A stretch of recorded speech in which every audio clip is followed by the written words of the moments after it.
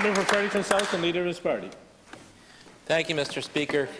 Mr. Speaker, the Systemic Racism Commissioner concluded in her report released just before we broke for Christmas last year that our schools have issues with overt and systemic racism. She noted that the resulting trauma is amplified because of teachers' or principals' inability or unwillingness to address racism. Mr. Speaker, the case of Michael Diamond, a black teacher in Woodstock, is a case in point. He's experienced so much racism over almost 30 years of his teaching career that he had to go off on disability. For example, the parents of 2 different students did not want their children to be taught by him because he was a black teacher. So the principal complied and moved the students into a class taught by a white teacher. The Premier has yet to say anything about the report on systemic racism, so I want to ask him a question. Does the Premier support the transfer of students from a classroom if their parents complain about the race of the teacher? Minister of Education and Early Childhood Development. Thank you, Mr. Speaker. As I said, we promote actively inclusive environments for all of our students and all of our teachers. We have in-service for our teachers. We work with our children. We address instances of hate whenever it's raised. Bullying is a reality in our schools. It has been for as long as I've been involved, and I'm sure for years prior to that. We work on that on a consistent, daily basis. I don't know one principal who refuses to address any instances of bullying, and I'd be shocked to hear the name of one. In terms of this particular case, my understanding is before the Human Rights Commission, and I have no further comment on that. Thank you. Member for Fredericton-South and leader of his party. Oh, Mr. Speaker, the teacher, Mr. Diamond, did file an extensive and well-documented complaint of systemic racism manifested in his school over many years with the Human Rights Commission back in December 2021. A year and a half has gone by and there's yet to be an inquiry into Mr. Diamond's case. Instead, the government has actually hired lawyers to counter Mr. Diamond's well-documented case, which includes copies of emails and recordings where the N-word slur was used, and comments such as, "These people should be happy with what they've got and just get used to racist remarks," and experiences like being asked to participate in the slave auction some years ago in his school because his administrator said it would make it seem more realistic. Can you imagine?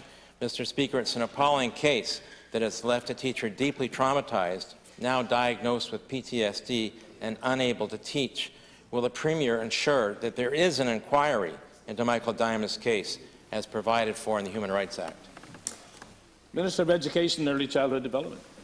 Thank you, Mr. Speaker. I certainly don't support any of those comments that the leader of the third party referred to this morning, as much as I also took offense to a lot of things that his seatmate said about myself and the Premier this morning, indicating that somehow I'm trans or homophobic, which I am not. These are serious allegations, and they're being looked into by the Human Rights Commission, and it's not my place to comment on that. Thank you. The member for Fredericton-South and leader of his party. Mr. Speaker, whenever Michael Diamond complained about the racism he was facing as a teacher to his superiors, he said the retaliation from his superiors was inevitable. When parents complain about racism directed at their children, there's no real guidance for teachers and administrators on how they should address hateful behavior. The Premier's decision to release the report on the Racism Commissioner's report just before the Christmas break and the lack of any response from him at all is quite appalling, really. Ignoring racism doesn't make it go away. It only further traumatizes its victims and sends a message, in fact, to students who have been victimized by racism and to teachers like Michael Diamond who have been experiencing racism throughout their careers that the Premier is uninterested in fighting racism. Mr. Speaker, can the Premier explain to this House why he sees no urgency in dismantling systemic racism in our schools? The Honourable the Premier. Thank you, Mr. Speaker. And, you know, I certainly think there is an urgency in dealing with racism in our province, in our schools, in our society, and that's why we commissioned the first racism report. And it is a lengthy report, and there are a lot of recommendations, and we are working to find a path through those to address them meaningfully, Mr. Speaker, not just talk about it and think about it, but address them meaningfully. And I reference it that we all need to be part of that discussion. So we do not tolerate in our society today comments of discrimination and actions of discrimination, and I want to make it really clear that I do not tolerate them in one direction or another. It makes no sense in today's society.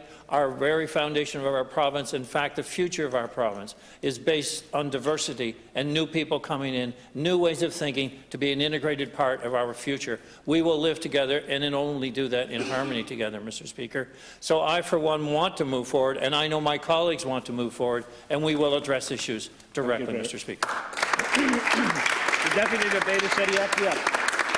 Thank you, Mr. Speaker. My colleague from Kent South alluded to the importance of NB housing this morning.